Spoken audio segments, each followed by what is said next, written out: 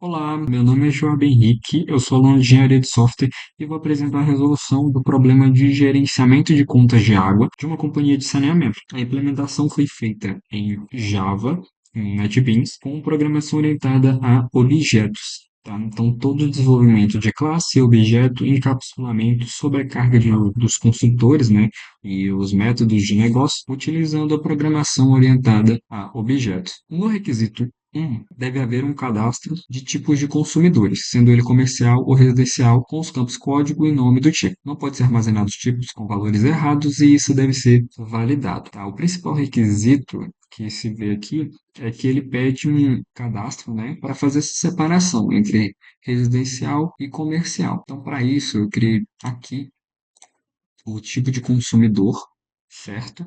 E aqui foi passado os atributos privados, código e nome, e a gente já pode até ver o encapsulamento, pois esses atributos eles estão privados, né? Eles são privados e eles não podem ser alterados, então, diretamente. Aqui no construtor, eu estou fazendo a validação, certo? E se o usuário ele for tentar criar um tipo que seja inválido, que não for residencial ou comercial, ele já vai introduzir de forma padrão o residencial, certo? Então, de forma padrão, caso ele coloque, seja ele distinto de residencial ou comercial, ele vai retornar residencial. Foi criado aqui o JET, código, o JET nome e também o toString. No requisito 2, ele está pedindo que deve haver um cadastro de consumidores para os quais é armazenado o CPF, o nome e o tipo do consumidor com objeto. Então, aqui no consumidor, essa classe consumidor encapsulada com esses dados, né, e tem como atributo esse objeto tipo consumidor passando o tipo. Então, aqui foi criado esse objeto, e aqui a gente tem um exemplo da associação entre essas classes, né?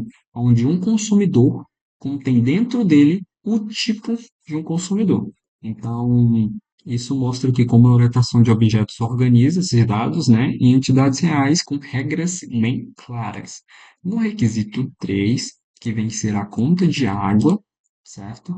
Ele pede para controlar as contas de água, são necessárias as seguintes informações: passar o código da conta, o consumidor com objeto, passar o mês de referência, ano de referência, o consumo da água do cliente, a data de vencimento e a data de pagamento tem que iniciar como nulo, indicando que a conta está pendente, tá? Voltando aqui, a data de pagamento inicia como nulo, indicando que a conta está pendente. O valor desse atributo pode ser alterado ao registrar um pagamento. Declare as datas com string. Então aqui a gente tem os atributos privados, código, mês de referência e o ano de referência. E consumidor recebe o objeto, tá? Consumidor. Temos o consumo, a data de vencimento e a data de pagamento. Na public, conta de água, né? Nesse construtor que foi criado, está evidenciado aqui a data de pagamento como um, porque ela começa pendente. Então, ela vai se iniciar pendente primeiro, para que depois o cliente possa lá pagar e que possa ser retornado ou que ela já foi paga, ou que o pagamento já foi registrado alguma vez, certo? E isso vem aqui na parte do registrar pagamento, tá? Que esse método está recebendo uma data, ele só altera o atributo, como eu disse, de pagamento, se a conta ainda estiver pendente. Se ela já estiver paga, ele retorna uma mensagem avisando, certo? Isso demonstra mais uma parte aqui da responsabilidade desses objetos, né? Forma como está sendo criado, porque apenas o objeto sabe se pode ou não alterar o seu estado. No verificar a situação, esse método aqui, ele está retornando se ela é pendente ou paga. Ele utiliza os atributos de forma interna do objeto, mas quem chama esses atributos não precisa conhecer essa lógica, não, tá? Isso é a forma como ele está encapsulado aqui, onde esse sistema externo só vê o comportamento, não como ele está sendo calculado, tá? Agora, na parte aqui do calcular valor, depois que ele traz a string do tipo, né? Ele inicia aqui com o valor e esse método ele está aplicando uma regra de negócio, certo? Onde o residencial ele está recebendo aqui uma taxa de 15 tá? Ele já está recebendo o valor aqui de R$ 15, um consumo de até 8, certo? E depois ele põe 2,20 como um excedente, né? Se passar desse tipo. E o comercial, ele traz a taxa de 30 até 12 e depois passa a valer R$ 3 né, por metro que seja excedente. E depois no final ele vai retornar o valor.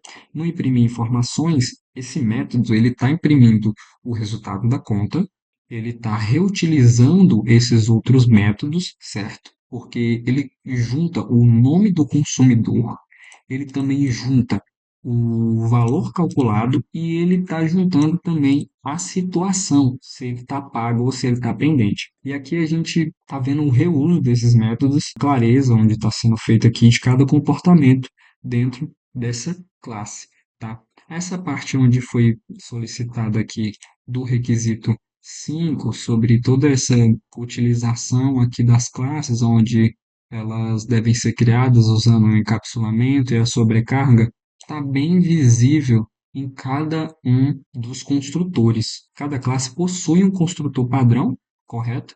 E esse construtor, ele está parametrizado em cada uma delas.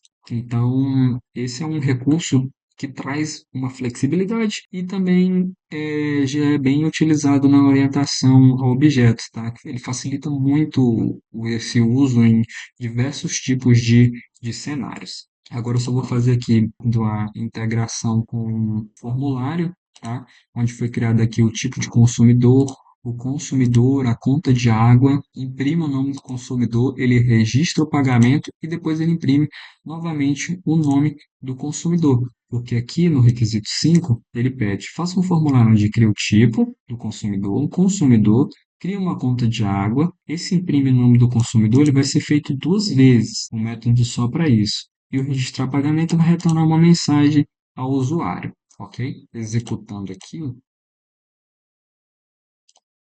vou criar um código aqui para esse tipo. Vou criar um tipo 1 primeiro, residencial.